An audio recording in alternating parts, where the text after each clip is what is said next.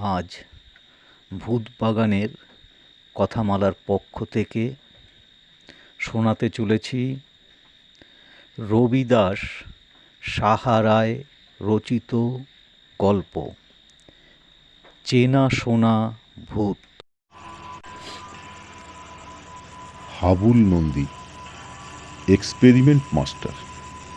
সে বিড়ালের বাচ্চাকে কুকুরের ডাক এবং কুকুরের বাচ্চাকে বিড়ালের ডাক শেখাবার জন্য বেশ কিছুদিন ধরে গবেষণা করে চলছে।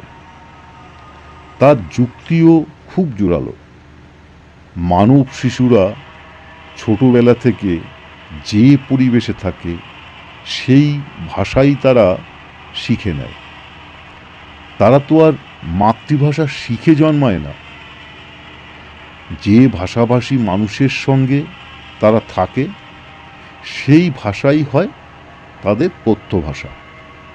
কাজেই জন্মের পরেই যদি কুকুরের বাচ্চা বিড়ালের বাচ্চার সঙ্গে থাকে তবে বিড়ালের ডাকই সে ডাকতে শিখবে। আবার বিড়ালের বাচ্চা কুকুরের সঙ্গে থাকে তাহলে কুকুরের ডাক শিখবে। দুঃখের বিষয়, এই গবেষণায় সে সফল হতে পারেনি। কারণ দেখা গেছে কুকুরছানা আর বিড়ালছানা তাদের বিপরীত ভাষা শেখবার আগেই আশ্চর্যজনকভাবে অদৃশ্য হয়েছে। সাকরেদ গদাইকে হাবুল বলল, তুই একটা হোপলেস। কোনো রহস্যের সমাধানই তোকে দিয়ে হয় না। তাই এমন একখানা এক্সপেরিমেন্টও বানচাল হয়ে গেল। গদাই বলল, হাবুলদা, কুকুর বিড়াল নিয়ে মাথা না ঘামিয়ে একটা তোতা পাখি নিয়ে যদি মাথা ঘামাতে এতদিনে মানুষের মতো কথা বলতে শিখে যেত, আমাদেরও বাণিজ্য হয়ে যেত কিছু। কিরকম? তোতা পাখির কথা শুনিয়ে লোককে অবাক করে দেওয়া যেত, পয়সা আদায় হতো লোকের কাছ থেকে। কথা বলা পুতুল দিয়ে লোকে টাকা আয় করছে না? দূর, ওসব তো পুরনো হয়ে গেছে। নতুন কিছু চাই। নতুন কিছু? হ্যাঁ, আমার মাথায় একটা গ্র্যান্ড আইডিয়া এসেছে। কি আইডিয়া? ফটিক নাকি সেদিন কলকাতা গিয়ে মাসি সরকারের ম্যাজিক দেখে এসেছে। মাসি সরকার? বলিস কি রে? হ্যাঁ, ওই রকমই একটা নাম। মাসি সরকার নয়, ওটা পিসি সরকার। ওই মাসি পিসি একই হলো। তিনি নাকি অদ্ভুত ম্যাজিক দেখান, ভূতের সঙ্গে কথা বলেন। ফটিক সেই ম্যাজিক দেখে এসে তার বন্ধু গালটুকে বলেছে। গালটু বলেছে তার এক মামাও নাকি ভূতের সঙ্গে কথা বলতে পারে। তাই নাকি? তাহলে আমরাও ভূত নিয়েই গবেষণা করব। গালটুর মামাকে খুঁজে বের কর। ফটিককে ধরে গালটুর মারফত আলাপ হয়ে গেল তার মামার সঙ্গে। নিজের মামা নয়, পাতানো মামা। অদ্ভুত চেহারা, বয়স কত কে জানে। তোবড়ানো গাল, কপালে একটা আব, নাম তুবড়িলাল। সে নাকি ভূতের ওঝা। হাবুল তাকে জিজ্ঞাসা করল, আপনি সত্যি ভূতের সঙ্গে কথা বলেন? তুবড়িলাল জবাব দিল, হ্যাঁ, সত্যি বই কি। বিপাকে পড়লে ভূত বাবাজি নিজেই বলে আমাকে ছেড়ে দাও, আমি চলে যাচ্ছি। আমি তখন বলি তুই 7টা গ্রাম পেরিয়ে চলে যা। ভূত তাতেই রাজি হয়। আমি তখন তাকে ছেড়ে দেই। গদাই জিজ্ঞাসা করল, আপনি তাহলে ভূত ধরতেও জানেন? তুবড়িলাল জবাব দিল, হ্যাঁ, তাও জানি। ভূত ধরার একটা যন্ত্র আছে আমার কাছে। হাবুল অবাক হয়ে জিজ্ঞাসা করল, বলেন কি? হ্যাঁ, তবে সব সময় ওই যন্ত্রটা ব্যবহার করি না। খুব দরকার বুঝলে ভূতকে ধরে ওই যন্ত্রে পুড়ে রাখি। তার সঙ্গে কথা বলে বুঝতে পারি কেমন ভূত। ভালো ভূত হলে ছেড়ে দেই, তাকে দিয়ে অনেক কাজকর্মও করাই, সে খুব অনুগত হয়ে যায়। আর খারাপ ভূত হলে এমন দূরে চালান করি যে ভূত বাবাজি আর এই এলাকায় ফিরে আসতে পারে না। গদাই বলল, কিন্তু ভূতকে কি আর ওভাবে তাড়ানো যায়? ওরা নাকি হাওয়ায় উড়ে চলতে পারে। তুবড়িলাল বলল, যাতে না আসতে পারে তার কৌশলও আমি জানি। ভূতকে ছাড়ার পর এমন মন্ত্র আওড়াবো যে ওর ফেরার পথ বন্ধ হয়ে যাবে। এত সব কথা শোনার পর হাবুলের বিশ্বাস হলো লোকটা খুবই গুণী। তাই সে বলল, আমাকে ওই রকম একটা যন্ত্র জোগাড় করে দেবেন? তুবড়িলাল বলল, আমার যন্ত্রটাই বেচে দেব। আমি ছেড়ে দিচ্ছি ভূত তাড়ানোর এইসব কাজ। অনেক ভূত তাড়িয়েছি, কত ভূতকে দিয়ে কত কাজ করিয়েছি, আর ভাল লাগে না। গদাই জিজ্ঞাসা করল, কিরকম কাজ করিয়েছেন? তুবড়িলাল জবাব দিল, সে ওদের মেজাজ বুঝে করিয়ে নিতে হয়। কোনো পরিশ্রমের কাজ করানোর সময় ওরা সাহায্য করলে খুব সহজেই তা করা যায়, অথচ তুমি বুঝতেও পারবে না তোমার সঙ্গে ভূত কাজ করছে। তুবড়িলালের কথা শুনে আহ্লাদে আটখানা হয়ে গেল হাবুলের মন। সে ভাবল, যেভাবেই হোক যন্ত্রটাকে হাতাতে হবে, এটাকে কিছুতেই হাতছাড়া করা যাবে না। তাই সে উৎসুক হয়ে জিজ্ঞাসা করল, কত টাকা হলে বেচবেন? তুবড়িলাল উল্টে প্রশ্ন করল, তুমি কত টাকা দিতে পারবে?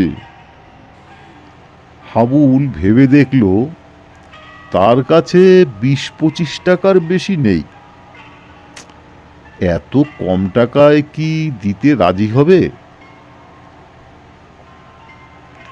অবশেষে গদাই রফা করল 30 টাকায়।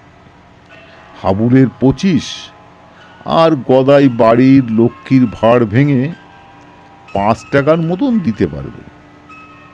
আশ্চর্য, তাতেই রাজি হয়ে গেল তুবড়িলাল। পুরনো দিনের একটা কাঠের মহাজনী বাক্সে রং করে তৈরি করা হয়েছে ভূত ধরার যন্ত্র।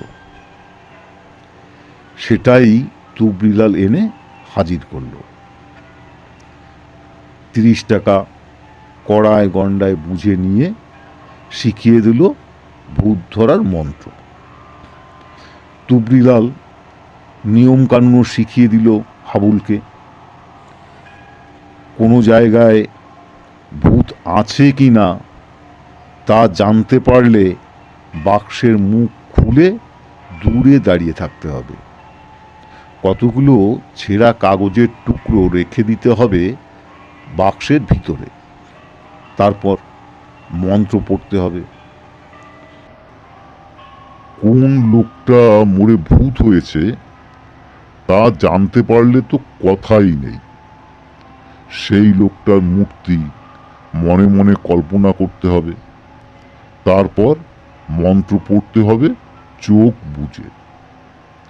কিছুক্ষণ পড়ার পর চোখ খুলে দেখতে হবে বাক্সের ভিতর ছেঁড়া কাগজগুলো নড়ছে কিনা। একটু নড়লেই বুঝতে হবে ভূত এসেছে। তখন চট করে বাক্সের মুখটা বন্ধ করে দিতে হবে, তারপর দড়ি বাঁধতে হবে বাক্সটাকে। ব্যাস, ভূত ধরা হয়ে গেল। এবার ভূতটাকে যেখানে চালানো করতে চাও সেখানে নিয়ে যেতে হবে। কৌতূহলী হয়ে হাবুলও গদাই জিজ্ঞাসা করলো, তারপর? তুবড়িলাল বলল, এবার একটা মন্ত্র শিখিয়ে দিই। এই মন্ত্রটা বলেই খুলে দেবে বাক্সের মুখ। তবে এসব কাজ রাতের বেলায় করবে, কারণ দিনের বেলায় তেনারা বের হন না। ভূত যদি আমাদের তাড়া করে? সেই মন্ত্র শিখিয়ে দিচ্ছি। ভূতকে পথ ভুলিয়ে দেবার যে ভুল ভুলাইয়া মন্ত্র, সেইটাও শিখিয়ে দিচ্ছি তোমাদের। গদাই কাগজ ও ডট পেন নিয়ে তৈরি হলো মন্ত্রগুলো লিখে রাখার জন্য। অমনি হা হা করে উঠল তুবড়িলাল। বলল, না না না, লিখে রাখলে মন্ত্রের গুণ থাকবে না। হাবুল আর গদাইকে তাই মেনে নিতে হলো। বার কয়েক দুজন আউড়ে নিতেই মন্ত্রগুলো প্রায় শেখা হয়ে গেল। সহজ মন্ত্র, তবে ভুলভুলাইয়া মন্ত্রটা একটু বিদঘুটে। সহজে মনে রাখা যাবে কিনা সন্দেহ। হাবুল জিজ্ঞাসা করল, ভূতের সঙ্গে যদি কথাবার্তা বলতে চাই তাহলে কি করতে হবে? তুবড়িলাল বলল, সব ভূত কিন্তু কথা বলতে চায় না, তবে সেটা তোদের বুঝে নিতে হবে তাদের মেজাজের উপর নির্ভর করে। ভূত ধরার বাক্সটা পেয়ে হাবুল খুব খুশি। যে বাইরের ঘরটাতে সে থাকে তার দরজায় একটি ছোট্ট পিচবোর্ডের উপর লিখে দিল, ভূত পিশারদ এইচ নন্দী। বাড়িতে হাবুল আর তার বড় মামা লালুচাঁদ ছাড়া পুরুষ মানুষ কেউ নেই। মামা যতক্ষণ বাড়িতে থাকেন ততক্ষণ ছোট্ট সাইনবোর্ডটা দরজায় থাকে না। মামা বেরিয়ে গেলেই ওইটা ঝুলতে থাকে সগৌরবে। মামি চোখে কম দেখেন, কাজেই ধরা পড়ার ভয় নেই। ভূত ধরার যন্ত্র কেনার পর হাবুলের প্রধান চিন্তা হলো ওটাকে কাজে লাগাতে হবে। ভূত নিয়ে নানা রকম গবেষণা শুরু করে দিল। গদাইকে নিয়ে পাড়ায় পাড়ায় ঘুরে তথ্য সংগ্রহ করতে লাগলো, কোথায় কোন বাড়িতে ভূত আছে। সেই ভূতের পরিচয়ও তারা জানবার চেষ্টা করল। ভূতের উপদ্রব আছে এমন খবর পেলেই হাবুল আর গদাই সেখানে ছুটে যায়, কিন্তু হাতে নাতে প্রমাণ কিছু পায় না। তারা ভাবে ভূত ধরার যন্ত্রের খবর পেয়েই ভূতগুলি সব পালিয়ে যাচ্ছে। দিন রাত শুধু চিন্তা, ভূত চাই, ভূত ধরতে হবে। ভূত ধরে যদি তার সঙ্গে কথা বলতে পারে তাহলে তো সোনায় সোহাগা। তবে সব ভূতের ভাষা তো এক নয়। সেই ভাষা বুঝবার একটা কায়দা বের করতে হবে, তবেই কেল্লা ফতে। ভাগ্যিস সে কুকুর বিড়াল নিয়ে গবেষণা শুরু করেছিল, তাই তার সামনে একটা উজ্জ্বল ভবিষ্যৎ খুলে গেল। হাবুল ও গদাই হন্যে হয়ে ভূতের খোঁজে ঘুরতে থাকে, অন্ধকারে, অলিতে গলিতে, খানা খন্দে। এদিকে হাবুলের বড় মামা লালুচাঁদের কাছে খবর এলো কচুবেড়িয়ায় তার ভাই কালুচাঁদের খুব অসুখ। ভাইকে দেখবার জন্য লালুচাঁদ সেদিনই কচুবেড়িয়ায় চলে গেলেন। এবার বাড়িতে পুরোপুরি স্বাধীন হাবুল। সে জোর কদমে ভূত নিয়ে গবেষণা করতে শুরু করলো। হঠাৎ সে একটা ভূতের গল্পের বইও পেয়ে গেল। তাতে অনেক রকম ভূতের নাম এবং তাদের বিবরণ দেওয়া আছে। মণিকাঞ্চন যোগাযোগ হলো।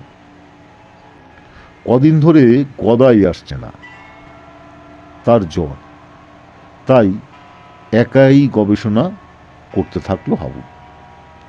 যন্ত্রটা কাছে এনে ভূত ধরার মন্ত্র আওড়ায় সে। রাত্রিবেলা খোলা বারান্দায় ওটা রেখে দিয়ে মন্ত্র বলতে থাকে, যদি উড়ুক্ক কোনো ভূত ধরা পড়ে। কেটে গেল প্রায় 7 দিন। একদিন মামি বললেন, হ্যাঁ রে, তোর মামার দেখি ফিরে আসার নাম নেই, কোনো খবর টবরও পাঠায় না, কি ব্যাপার? হাবুল বলে, কি জানি, বুঝতে পারছি না। ছোট মামার অসুখটা হয়তো খুব বেড়ে গেছে, তাই বড় মামাও আসতে পারছে না। মামি বললেন, এদিকে যে রাত্রিবেলায় আমার খুব ভয় করে। কিসের ভয়? ভূতের মতন কি যেন ঘুরে বেড়ায় ঘরে আর বারান্দায়। হাবুল বলল, তুমি ভুল দেখেছ মামি, চোখে তো ভালো দেখতে পাও না। মামি বললেন, আগে তো কোনোদিন এরম দেখিনি, এখন দেখছি কেন? কবে থেকে দেখছো? এই 3-4 দিন ধরে দেখছি। হাবুল মনে মনে ভাবল, ভূত ধরার বাক্সটা বারান্দার রাখার পরই হয়তো এই অবস্থা হয়েছে। নিশ্চয়ই কোনো ভূত ধরা পড়ে এবার। আরও 2 দিন কেটে গেল। মামিমা প্রথম দিন কিছু বললেন না, পরের দিন আবার বললেন, কাল রাত্রে আমি ঘুমের ঘরে শুনতে পেয়েছি কে যেন আমায় বৌদি বৌদি বলে ডাকছে। মনে হলো যেন তোর ছোট মামার গলা। চমকে উঠল হাবুল। জিজ্ঞাসা করল, তুমি ঠিক শুনেছ মামি? হ্যাঁ, ঠিক শুনেছি। তারপরেই ঘুম ভেঙে গেল। মনে হলো কে যেন পাশের ঘরে ঘোরাঘুরি করছে। ভূত না চোর কে জানে। কয়েক মাস আগে তোর ছোট মামা কিছু টাকা রেখে গিয়েছিল তোর বড় মামার কাছে। কেউ হয়তো তার খবর পেয়েছে। মামি যেন ভয়ে কুকড়ে যেতে লাগলো, আর হাবুলের মনটা আনন্দে নেচে উঠল। সে বলে উঠল, ইউরেকা! কিন্তু সঙ্গে সঙ্গে একটা খটকাও লেগে গেল তার। কচুবেড়িয়ায় ছোট মামা মারা যায়নি তো? সেদিন রাত্রেই যন্ত্রটা পরখ করতে লেগে গেল হাবুল। কিছু ছেঁড়া কাগজের টুকরো বাক্সের মধ্যে রেখে দূরে দাঁড়িয়ে ভূত ধরার মন্ত্রটা আওড়াতে লাগলো। কিছুক্ষণ পর দেখা গেল বাক্সের কাগজগুলি যেন নড়ছে। হাবুল বুঝতে পারল ভূত ঠিক যন্ত্রের ভেতর ঢুকে পড়েছে। অমনি সে তাড়াতাড়ি এগিয়ে এসে বাক্সের মুখটা বন্ধ করে দিল।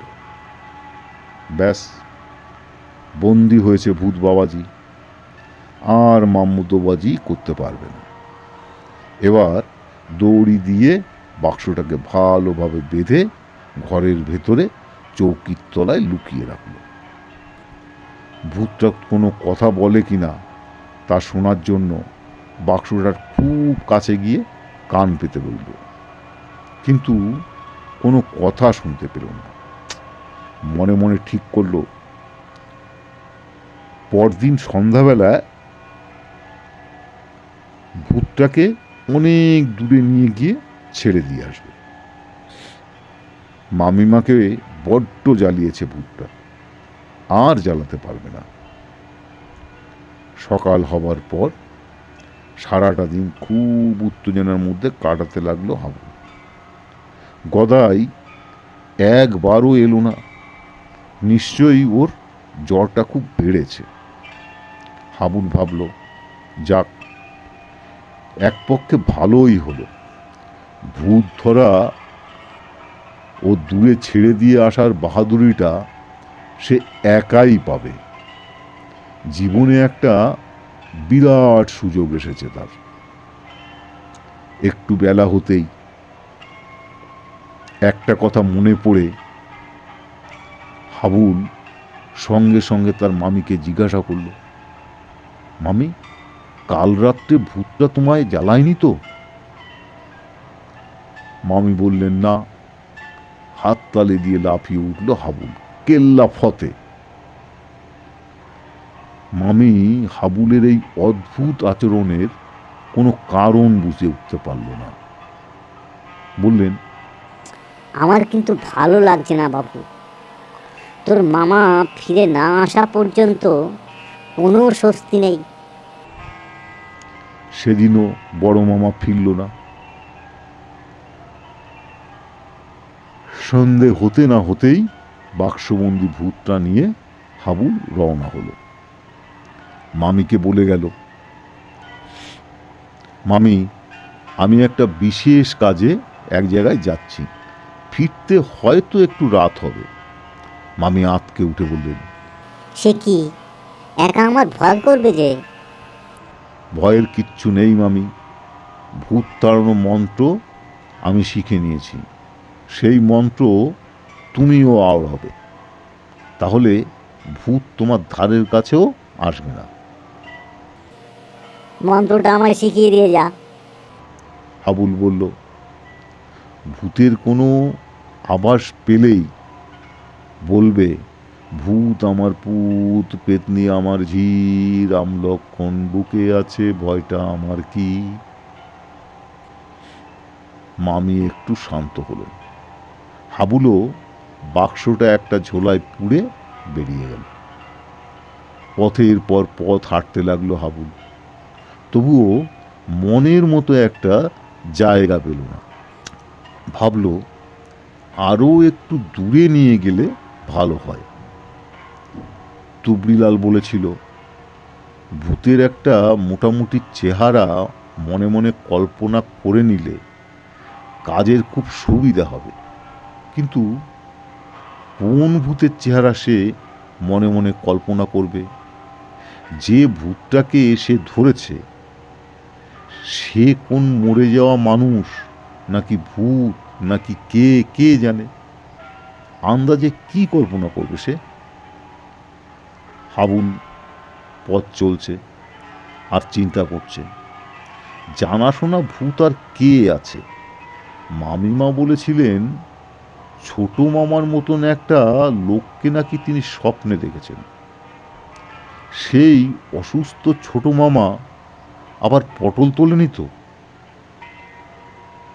ছোট মামার তো বড় মামার বাড়িতে আসবার কথা ছিল, তার রেখে যাওয়া টাকাগুলো নিয়ে যাওয়ার জন্য। হাবুল পথ চলছে আর নানা আজগুবি কথা ভাবছে। যদি ছোট মামা মরে গিয়ে থাকে তবে ভূত হয়ে গেছে নিশ্চয়ই। টাকার মায়া নাকি ভূতেরাও ভুলতে পারে না। এসে এখানেও উৎপাত করবে।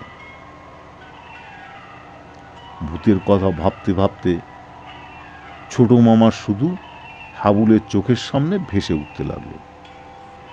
কতটা পথ হেঁটেছে তা নিজেই জানে না হাবুল। কোন পথ দিয়ে কিভাবে এসেছে তাও ভুলে গেছে।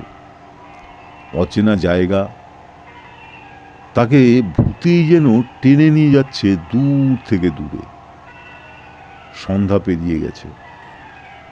পেরিয়ে গেছে। অন্ধকারে একটু দূরে ঝাপসা দেখতে পেল একটা জঙ্গল। তার সামনে রয়েছে একটা জলা জায়গা, তাতে জল নেই। ওই জলাটা পেরিয়ে গেলেই জঙ্গলটা।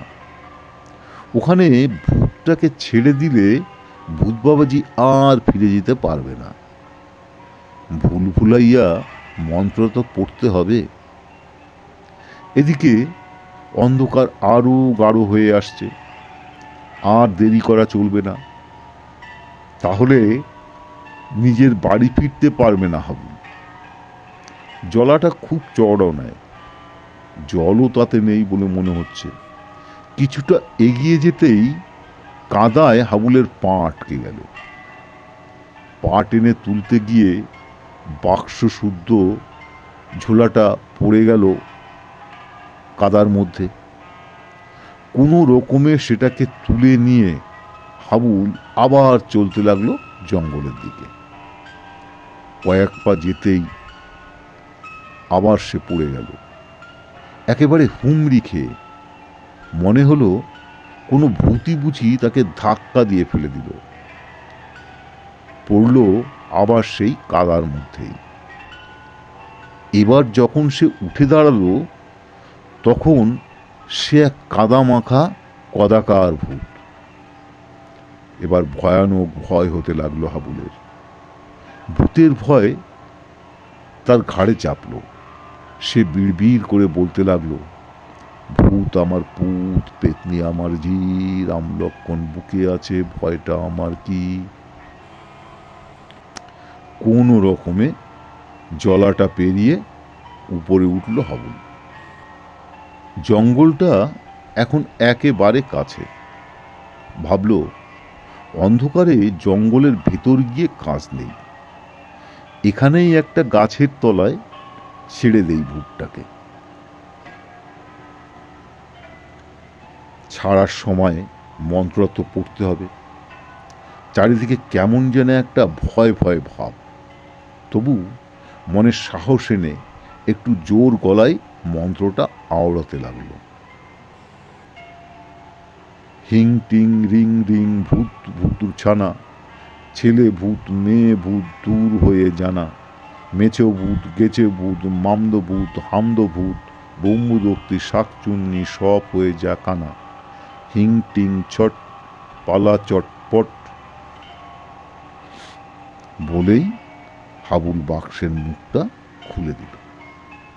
তার মনে হলো যেন কি একটা হওয়ার মতন বেরিয়ে গেল বাক্সের ভেতর থেকে। ভূতটা নিশ্চয়ই বেরিয়ে গেল। এবার যে মন্ত্রটা আওড়ালে ভূত আর ফিরে যেতে পারবে না, ভুল ভুলাইয়া মন্ত্রটা বলতে হবে।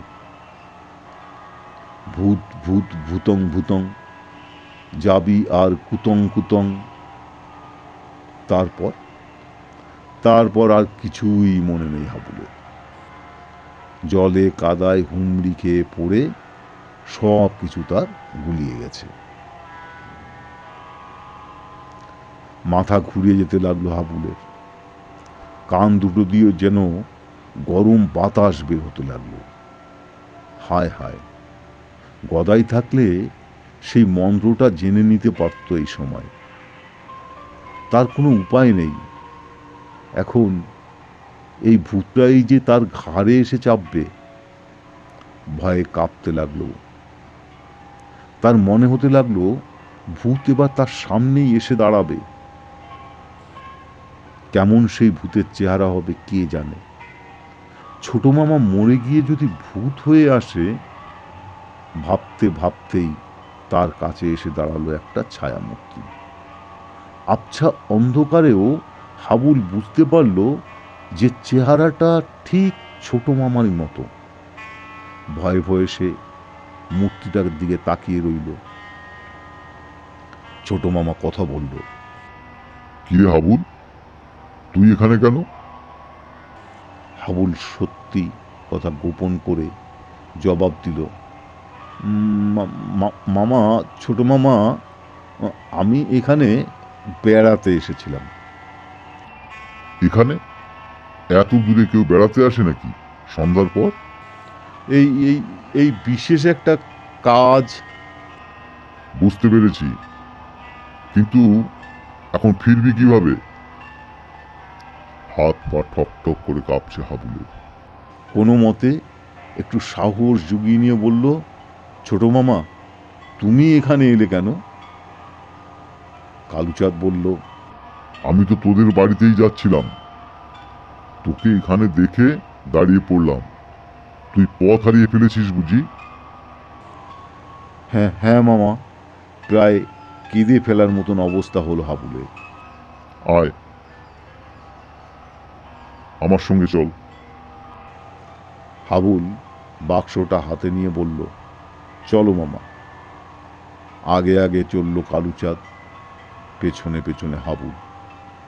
হাজার প্রশ্ন মনে জাগল, কোনো কিছু সে জিজ্ঞাসা করতে ভরসা পেল না। শান্ত শিষ্ট ছেলের মতো চলতে লাগলো। অনেক পথ হাঁটতে হাঁটতে পা ব্যথা হয়ে আসে। রাতের কালো আধার যেন আরও জমকালো হয়ে উঠেছে। এবার বাড়ির অনেকটা কাছে এসে পড়েছে তারা। ছোট মামা না থাকলে আজ কি যে অবস্থা হতো হাবুলের। দূর থেকে দেখা যায় বাড়িটা। ঘরে আলো জ্বলছে, এখনো জেগে আছে বড় মামি। ছোট মামা বলল, হাবুল, ওই তো বাড়ির কাছে এসে গেছিস, তুই যা, আমি একটু পরেই যাচ্ছি। বলে পাশের একটি ঝোপের দিকে এগিয়ে গেল। অন্ধকারে আর দেখা গেল না তাকে। হাবুলের যেন কি হয়েছে, সে কোনো কথাই ডেকে জিজ্ঞাসাও করতে পারল না। নীরবে বাড়ির দিকে চলল। বাড়িতে এসেই দেখল বড় মামা কচুবেড়িয়ে থেকে ফিরে এসেছে। এত রাতেও হাবুল বাড়ি নেই দেখে মামা মামি দুজনেই বেশ চিন্তা করছে। হাবুলকে দেখে তারা আঁতকে উঠল, প্রায় চিৎকার করে বলল, এ কি রে, এই ভূতের চেহারা হলো কেমন করে? কোথায় গিয়েছিলি? এত রাতে ফিরলি বা কার সঙ্গে? হাবুল বলল, ছোট মামার সঙ্গে ফিরলাম, ভাগ্যিস দেখা হলো। চমকে উঠে বললেন বড় মামা, কি বলছিস? কালুর সঙ্গে ফিরলি? তাকে পেলি কোথায়? সে তো মারা গেছে গত শনিবার বার বেলাতে, সেজন্য তো আমার ফিরতে এত দেরি হলো। হাবুলের সব গুলিয়ে যাচ্ছে। ছোট মামা শনিবার বার বেলায়? তাহলে জলার ধারে ও কে? ভূত? বাক্স? হিং টিং রিং রিং? তার মানে বড় মামার দিকে বিস্ফারিত দৃষ্টিতে চেয়ে থাকতে থাকতে হঠাৎ দড়াম করে মাটিতে আছড়ে পড়ল হাবুল।